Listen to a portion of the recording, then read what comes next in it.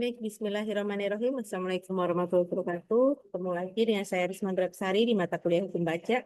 Pada pertemuan kali ini kita akan membahas mengenai kewajiban wajib pajak ya di pertemuan ke-6. Izin Bu Risma share screen.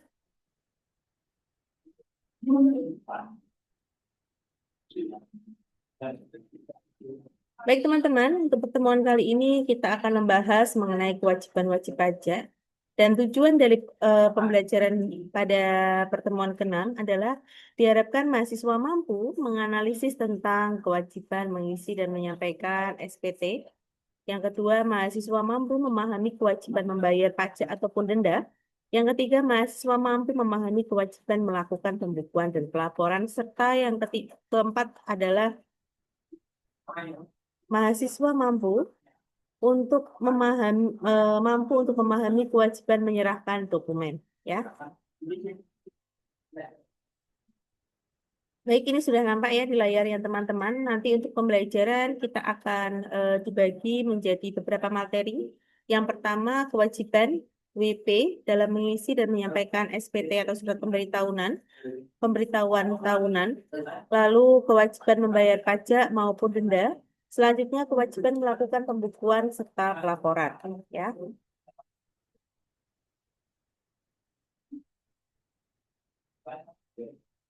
Nah, kewajiban wajib pajak. Di sini wajib pajak adalah orang atau badan ya.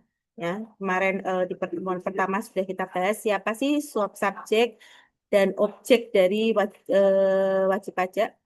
Nah, di sini wajib pajak merupakan orang atau badan yang meliputi pembayar pajak, baik itu pemotong pajak, pemungut pajak, yang memiliki hak dan kewajiban perpajakan sesuai dengan ketetapan peraturan perundang-undangan perpajakan. Jadi yang dinamakan wajib pajak di sini adalah baik badan maupun OP yang dimana dia membayar pajak, memotong pajak, melakukan pemungutan, terus memiliki hak dan kewajiban perpajakan sesuai dengan ketetapan peraturan perundang-undangan perpajakan. Nah, di sini di pertemuan sebelumnya kita sudah membahas mengenai utang pajak ya, bagaimana cara menghapusnya, terus jenis-jenis utang pajak itu apa saja, bagaimana si utang pajak itu timbul, dan bagaimana utang pajak itu membayarnya. Nah, di sini menurut pas Undang-Undang PPH tahun 1984 ya, mendaftarkan diri merupakan kewajiban bagi setiap wajib pajak, yaitu baik badan maupun orang pribadi yang telah memenuhi kriteria subjektif maupun persyaratan objektif, baik dia sebagai pemungut, pemotong, atau pemikul beban pajak. Jadi ada tiga. Yang pertama, pemikul beban pajak adalah pembayar pajak, pemungut, dan pemotong, ya.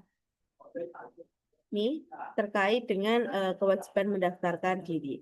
Selanjutnya, siapa wajib pajak yang telah memenuhi kriteria subjektif dan objektif sesuai dengan ketentuan peraturan perundang-undangan perpajakan, wajib pajak mendaftarkan diri di mana? Di kantor Direktorat Jenderal Pajak wilayah kerjanya atau wilayah tempat tinggalnya, atau tempat kedudukan si WP nanti dia akan diberikan yang namanya NPWP, nomor pokok wajib pajak. Ini sesuai dengan isi pasal 2 angka 1 Undang-Undang Ketentuan Umum Perpajakan.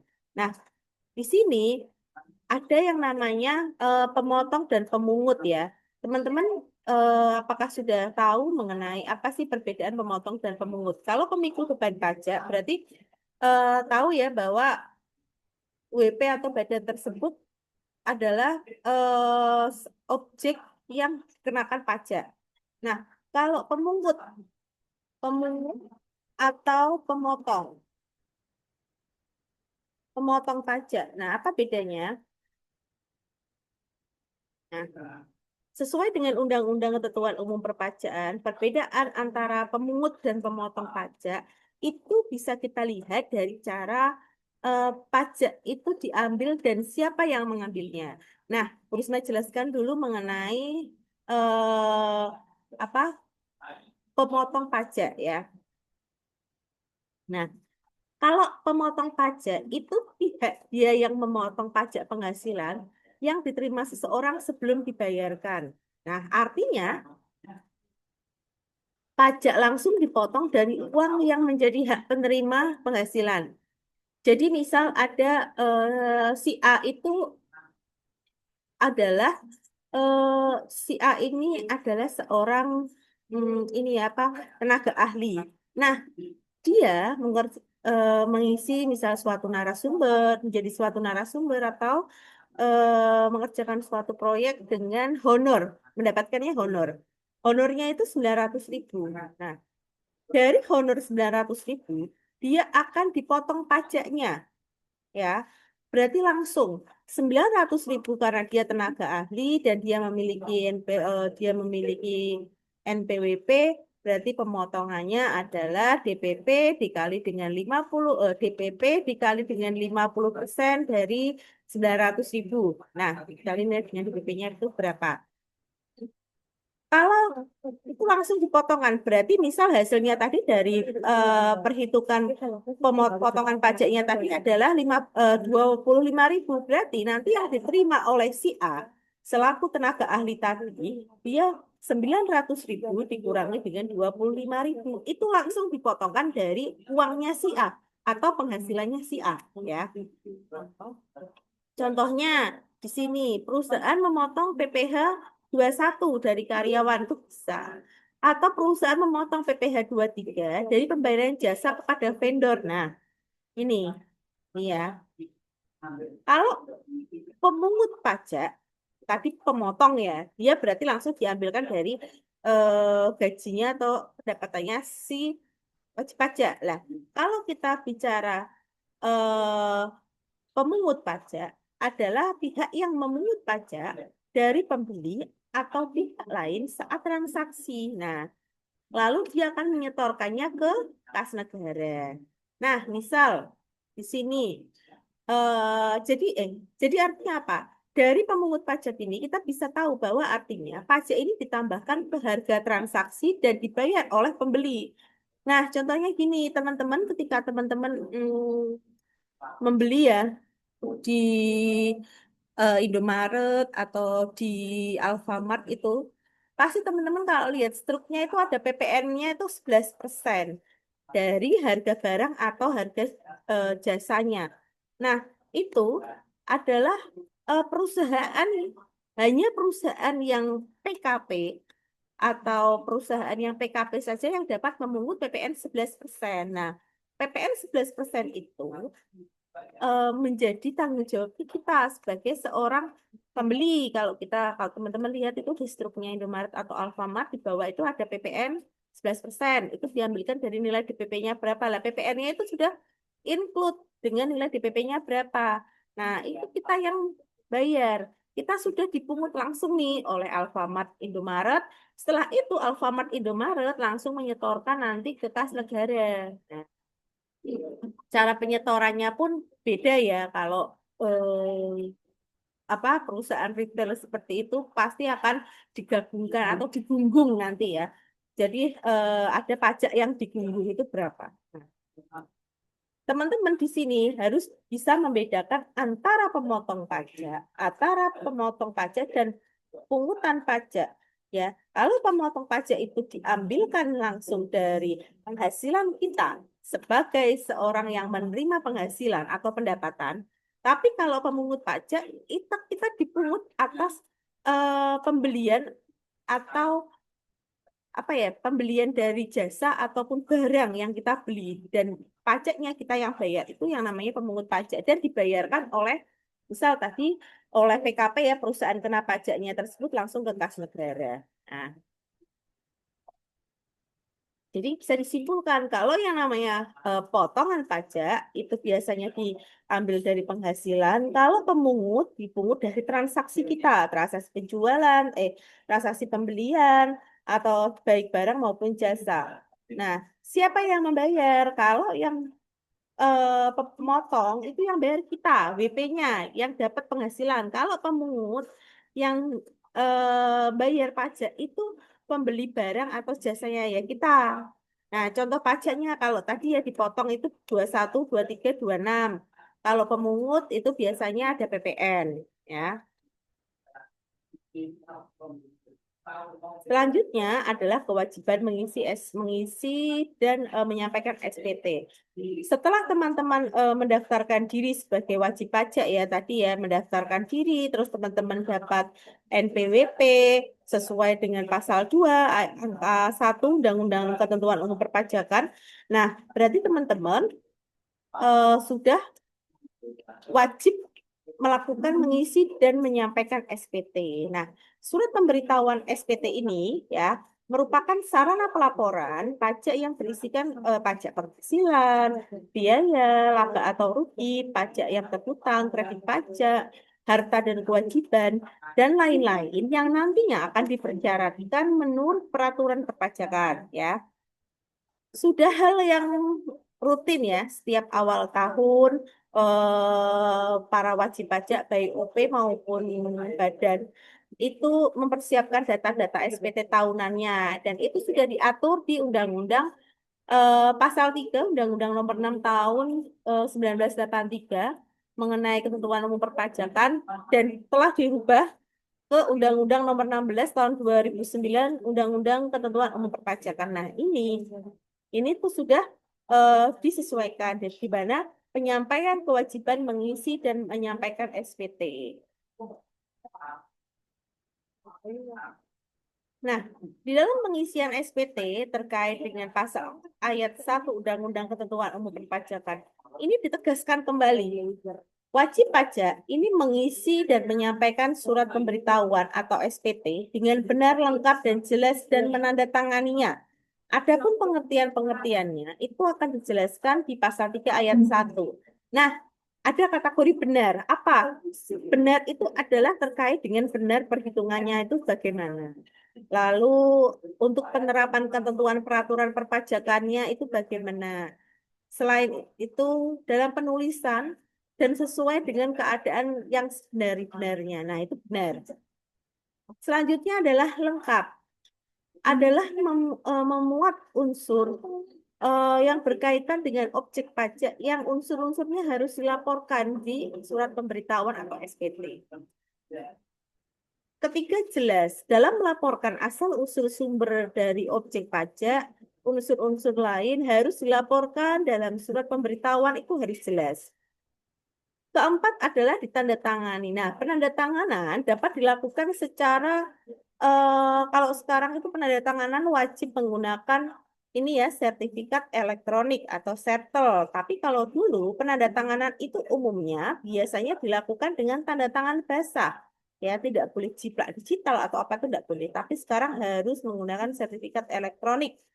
Nah, dapat digunakan tanda tangan stempel. Dulu itu bisa. Jadi kalau dulu itu bisa digunakan tanda tangan stempel ya di SPT, di form SPT-nya itu seperti apa.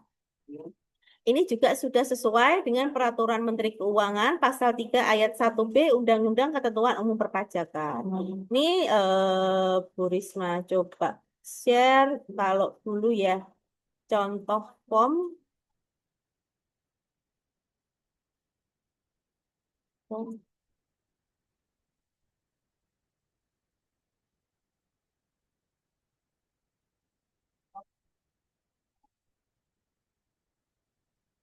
Nah, ini coba saya share dulu.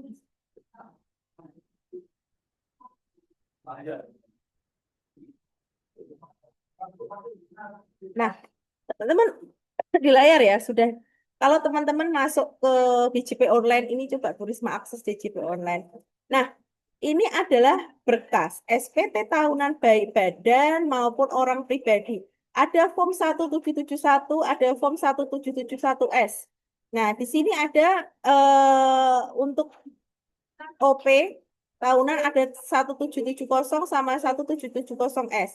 Kalau badan itu biasanya ada satunya di belakang, angka satunya. Kalau pribadi itu 70. Nih, coba kita cek bersama-sama yang SPT 1770 ya, SPT normal ya.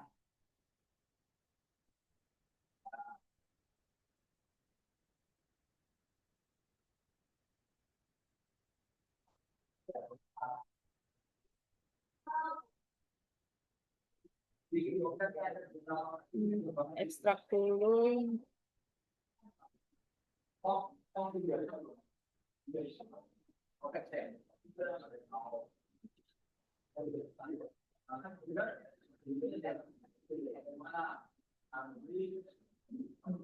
Bentar,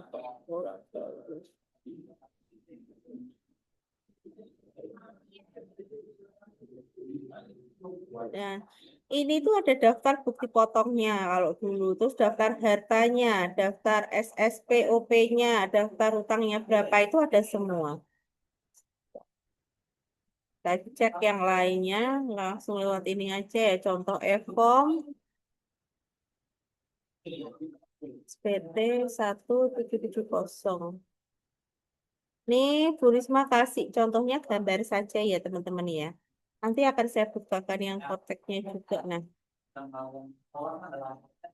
ini. Nah, ini ya informasi wajib pajak. Lah, kalau dulu itu kan munculnya e-form seperti ini ya, SPT 1770 ya.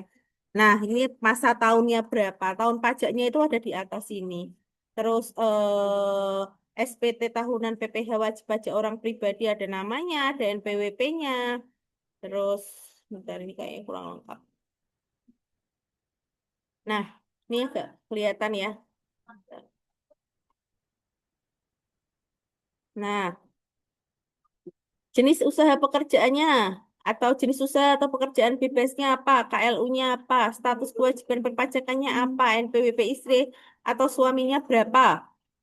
Itu tertera semua. Terus hubungan perpajakan dengan suami istri, kakak, itu kawin. Terus HB, terus PH, pisah harta, MT itu mati.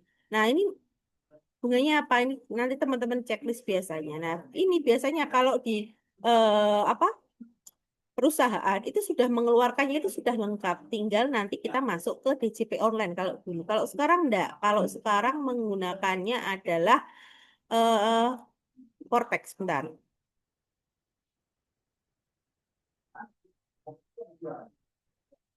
Bu Risma coba login Cortex-nya dulu.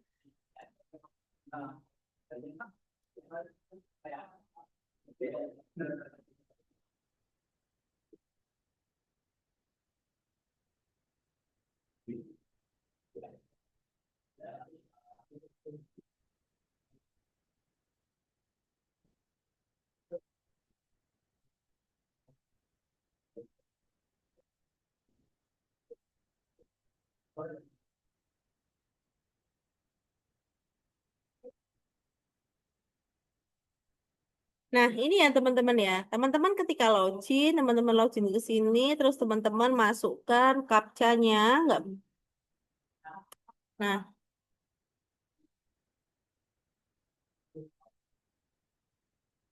ini masuk nama objek pajaknya. Nah, ini masuk ke SPT. Nah, masuk ke SPT, teman-teman buat konsep.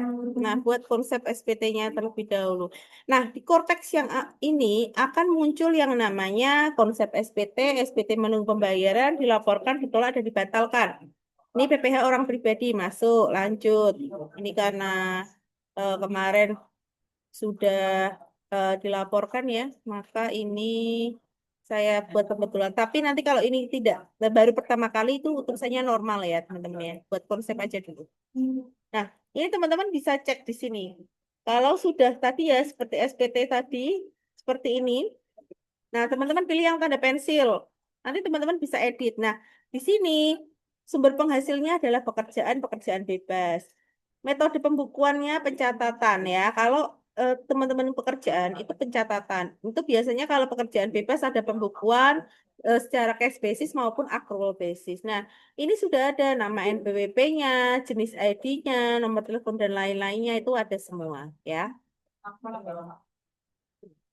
Ini teman-teman bisa cek di situ. Nih.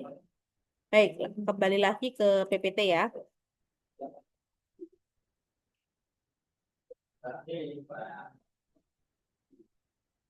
Oh iya, tadi saya lupa ya terkait penandatanganan ya. Sebentar.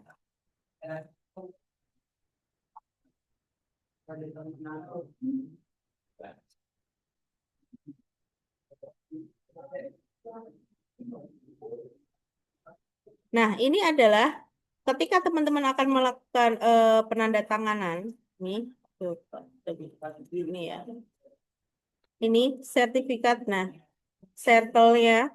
Nah, di sini teman-teman akan di portal saya. Di sini ada penandatangan kode otoritas atau sertifikat digital. Nah, kegunaan dari sertel ini adalah untuk penandatanganan. Nah, penandatanganan di SPT itu harus dilakukan secara sertel sekarang ya dengan digital. Yaitu sudah sesuai dengan eh, peraturan Kortex yang terbaru.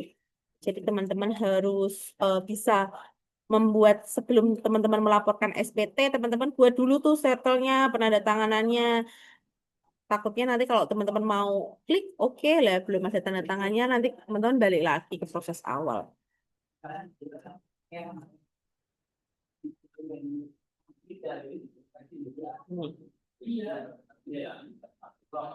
Baik, selanjutnya saya lanjutkan ya. Tadi udah ya, kita udah bicara penandatanganan. Jelas di sini ya, melaporkan asal-usul sumber objek pajak dan unsur lain yang dilaporkan dalam SPT. Tadi ada hutang, harta, itu harus dilaporkan. Baik tahun pajaknya, misal ada hartanya apa, mobil mereknya apa, nomor platnya berapa, tahu harga perolehannya berapa, harga saat ininya berapa, dan itu dilaporkan sebagai PPS ya. Di bawah itu ada kalau nanti teman-teman mau mengisi di lampiran-lampiran. Selanjutnya adalah penyampaian SPT. Setelah SPT itu diisi, ditandatangani oleh WP ya. Selanjutnya, sesuai dengan pasal 3 ayat 1 Ketentuan Umum Perpajakan, WP itu wajib menyampaikan, kalau dulu itu di kantor pelayanan pajak ya, kalau sekarang nggak usah, baik online melalui sertifikat elektronik. Nah, berdasarkan pasal 3 ayat 1 dan pasal 6 ayat 2 Undang-Undang Ketentuan Umum Perpajakan, itu jelas tersurat bahwa wajib pajak ini diberi kebebasan cara menyampaikan SPT dulu. Nah, terkait dengan ini, Menteri Keuangan ini telah mengeluarkan Peraturan Menteri Keuangan Nomor 181 PMK 03 di tahun 2007 terkait bagaimana tata cara pengisian, penandatanganan, dan pemberitahuan perpajakan.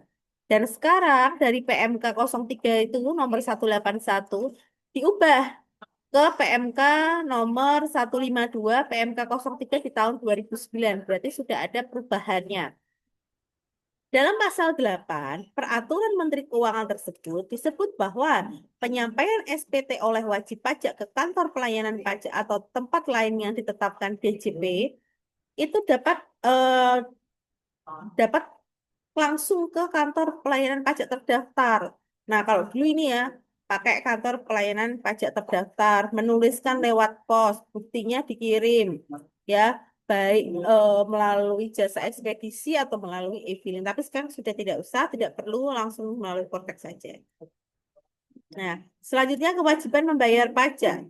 Dalam kewajiban membayar pajak, itu sudah dijelaskan di awal bahwa pajak itu adalah kontribusi wajib ya kepada negara yang terhutang oleh OP ataupun badan yang sifatnya itu memaksa berdasarkan undang-undang dan filsafat yang pada saat awal pembentukan hari pajak. Pajak itu dulunya adalah upeti dan sekarang sudah dikembangkan lagi bahwa itu pajak itu sifatnya dibayarkan dari rakyat untuk kemakmuran rakyat ya yang imbalannya itu secara langsung tidak langsung secara langsung dan digunakan untuk kepentingan negara ya yaitu balik lagi untuk kemakmuran rakyat. Nah, di sini bisa kita simpulkan bahwa pembayaran pajak itu merupakan wujud dari kewajiban kenegaraan dan peran serta WP kita ya sebagai WP ya, secara langsung dan bersama dalam pelaksanaan kewajiban perpajakan untuk pembiayaan negara dan pembangunan nasional. Jadi kalau teman-teman bayar pajak, itu teman-teman bisa meraksakan, apa ya, teman-teman bisa lihat itu manfaatnya. Yang saya rasakan itu apa? Misal dulu tidak ada tol, sekarang ada tol. Terus misal dulu pembangun jalannya masih jelek di daerahnya teman-teman. Oh, sekarang jalannya sudah diaspal, sudah bagus. Nah, itu adalah salah satu kontribusi kita kepada negara ya. Dan itu digunakan untuk pembangunan nasional. Nah, kewajiban ini itu sesuai lagi sama filsafat undang-undang mengenai perpajakan yang mana membayar pajak itu bukan hanya merupakan kewajiban, namun merupakan hak yang berasal dari setiap warga negara untuk turut berpartisipasi dalam bentuk peran serta dan pembiayaan negara dan pembangunan nasional. Itu sudah di apa gariskan ya, sudah dijelaskan di Undang-Undang Dasar. Selanjutnya, tanggung jawab atas kewajiban pembayaran pajak ini menjadikan pencerminan kewajiban kenegaraan di bidang perpajakan pada anggota masyarakat itu sendiri. Nah, hal ini sesuai dengan sistem ya, di Indonesia itu menganut sistemnya self-assessment ya. Kemarin kan ada beberapa sistem pelaporan perpajakan ya. Di pertemuan selanjutnya kalau di Indonesia itu self-assessment yang dianut dalam sistem perpajakan Indonesia. Pemerintah dalam hal ini DJP sesuai dengan fungsinya ini berkewajiban melaksanakan pembinaan atau penyuluhan pelayanan pengawasan. Nah, dalam melaksanakan fungsi tersebut, DJP atau Fiskus ya, ini juga berupaya sebaik mungkin untuk memberikan pelayanan kepada masyarakat sesuai visi dan misi dari DJP.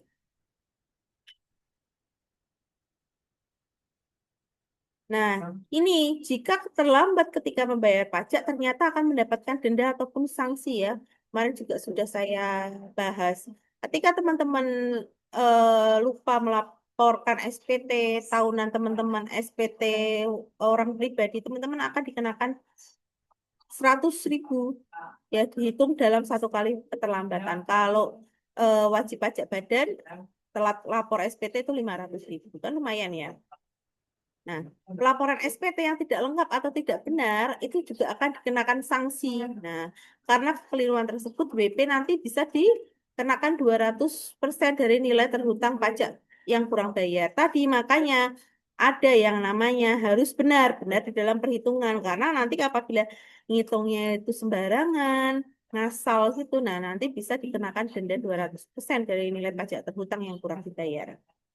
Nah, tidak melaporkan SPT ini ya, tidak melaporkan SPT sesuai dengan KUP 2007 pasal 38 ayat 1, apabila wajib pajak itu tidak menyampaikan atau melaporkan SPT itu bisa dikenakan sanksi pidana. Terus salah penghitungan pajak, ada sanksi pajaknya sebesar 2% per bulan ya, atau dikenakan denda 150% dari jumlah pajak yang kurang bayar ya, lumayan ini ya. Oke. Terlambat membayar SPT. Nah, ini ada beberapa pengecualian sanksi denda lapor pajak pribadi. Yang pertama si WP-nya itu wajib pajak orang pribadinya itu dia sudah meninggal dunia, dia tidak berkewajiban untuk melaporkan. Lalu si WPOP-nya ini tidak melaksanakan kegiatan usaha atau pekerjaan bebas. Jadi masyarakat Indonesia dia nggak ngapa-ngapain, nggak dapat penghasilan, nggak dapat tidak melaksanakan pekerjaan bebas atau usaha, tidak memiliki pendapatan, dia tidak usah lapor. Terus wajib pajak orang pribadi berstatus warga negara asing yang tinggal di wilayah Indonesia. Lalu ada wajib pajak orang pribadi yang sebagaimana telah diatur berdasarkan Peraturan Menteri Keuangan atau PMK. Misal WNI, tapi dia penghasilannya di luar negeri ya. Penghasilannya di luar negeri dari TKI, tapi peruntukannya untuk kehidupan sehari-harinya ada di Indonesia. Maka dia juga dikenakan pajaknya sesuai dengan peraturan yang ada di Indonesia. Dalam pasal 1 Undang-Undang 29 Nomor 28 2007 tentang ketentuan umum dan tata cara perpajakan bahwa pembukuan ini diatur untuk mencatat, melakukan pencatatan, terus mengumpulkan data, informasi keuangan di mana dia meliputi harta, kewajiban, modal, dan biaya dan serta jumlah harga perolehan dan penyerahan barang atau jasa yang ditutup dengan menyusun laporan keuangan buka neraca, laporan laba rugi untuk periode tahun pajak tersebut. Nah, pada prinsipnya wajib pajak orang pribadi yang telah melakukan kegiatan usaha atau pekerjaan bebas atau wajib pajak di Indonesia itu harus menyelenggarakan pembukuan karena itu sudah sesuai dengan Undang-Undang Nomor 28 Tahun 2007 tentang Ketentuan Umum Perpajakan. Nah, yang terakhir ya, kewajiban Pak wajib pajak untuk menyerahkan dokumen. Bagi wajib pajak yang berkewajiban untuk yang pertama memenuhi panggilan, menghindari pemeriksaan, menghadiri pemeriksaan secara tepat waktu ya. Kalau ada pemeriksaan ya harus dihadiri secara tepat waktu. Lalu memberikan peluang untuk mengakses atau mengurus data secara elektronik, memberikan peluang tim pemeriksa untuk memasuki dan memeriksa ruangan yang menjadi area penyimpanan dokumen, lalu meminjamkan kertas kerja pemeriksaan yang dibuat oleh akuntan publiknya untuk dijadikan dokumen dalam pemeriksaan pajak. Nah, ini adalah beberapa kewajiban-kewajiban yang harus dilakukan ya. Nih ya teman-teman ya. Oke. Baik teman-teman, kita sudah pada pertemuan kali ini kita sudah mempelajari tentang mengisi dan menyampaikan SPT, membayar pajak ataupun denda, serta melakukan pembukuan pelaporan. Apabila nanti ada teman-teman yang tidak bertanya, silahkan bertanya di siakan maupun di WhatsApp grup. Terima kasih. Saya akhiri. Wassalamualaikum warahmatullahi wabarakatuh.